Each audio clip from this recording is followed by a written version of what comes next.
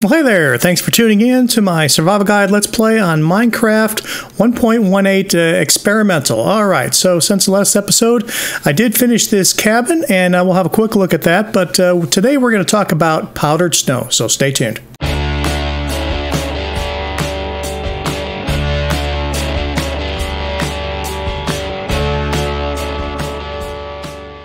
Alright, so this is a little cabin I built in the last episode. Pretty simple and some basic decor, but it's pretty functional.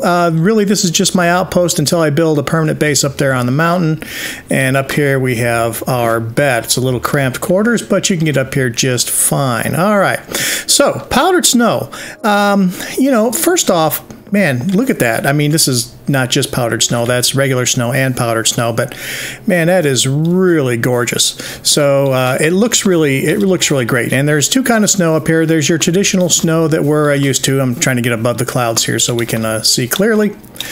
And this is pretty good. Now, my understanding is they're going to raise the cloud. Oh, maybe they already did. Well, this is a level 132. So yeah, this may be the higher cloud level already. Anyway, so looks gorgeous, right? So you've got two kind of snows there, and you know, they look very similar, but there are some subtle differences. So you know, the regular traditional snow, pretty harmless, and you can jump right up on there. And looking at, I just have my diamond set of armor on, and no problem. But if you look at it, and I don't know, hopefully you can see this pretty good in the video, but there is a subtle difference. So over here on the left, you know, you've got more of a, it's almost like a wispy, cloudy sky.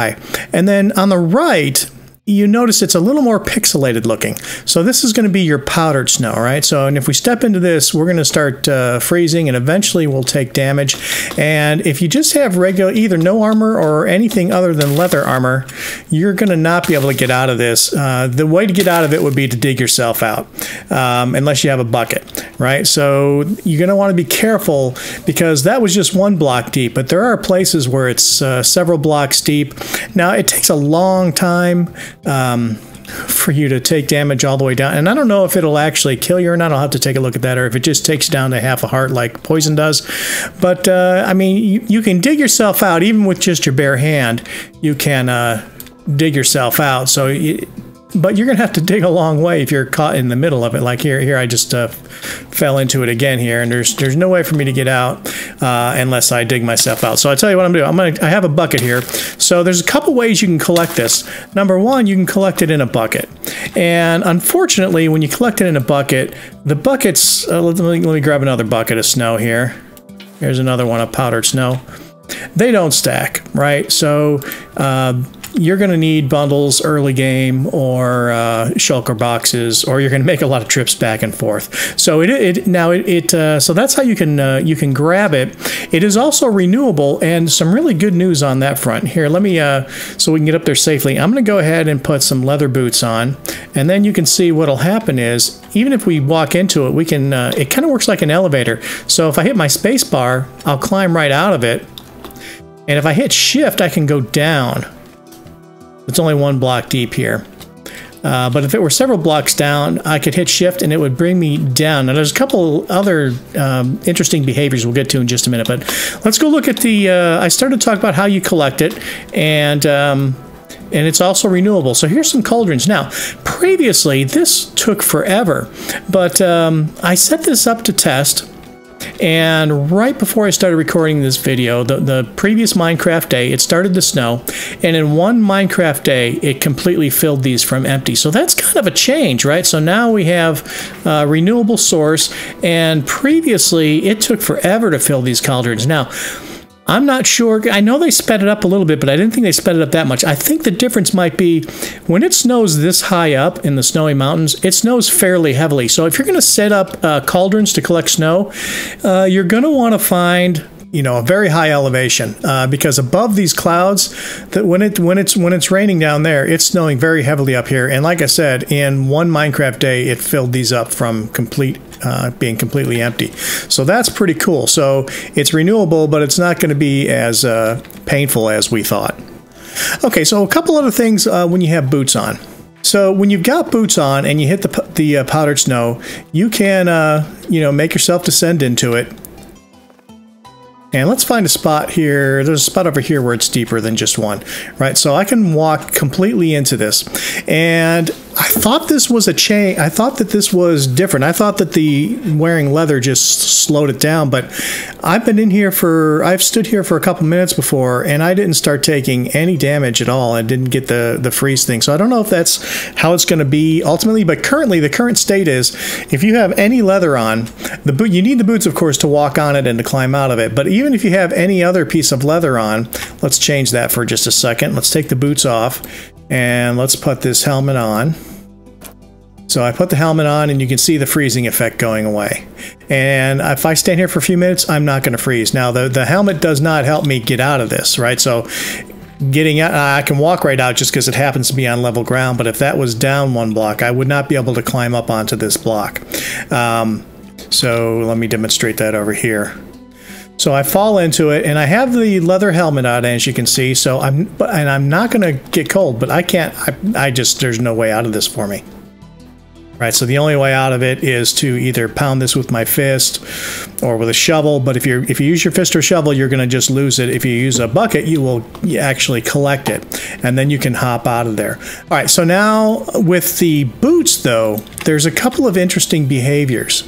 So this one's kind of interesting. So when you're in here with your boots on, so if you use your space bar, you can go all the way to the top. If you use your shift key, you can sink down, and you of course can walk around in it. And you've got some leather on, so you're not going to take any damage. But here's an interesting characteristics. So in this way, it's kind of like scaffolding, right? If you're in the scaffolding block, you can go up, you can go down. This works exactly like scaffolding. But I don't know that scaffolding does this. So if we look over here, so we run into a wall of dirt, and this dirt goes all the way down 2 or 3 blocks at least, so that the point is there's no powdered snow beyond that block there.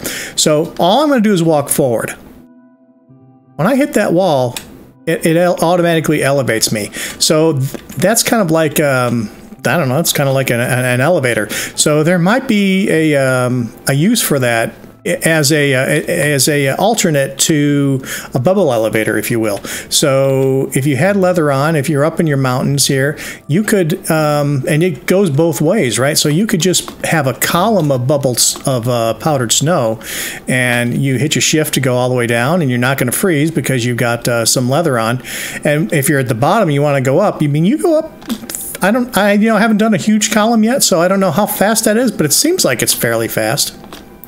Right, so that's kind of an interesting thing. All right, here's kind of another fun little thing. Let's see, are all my buckets full? Yeah, all my buckets are full.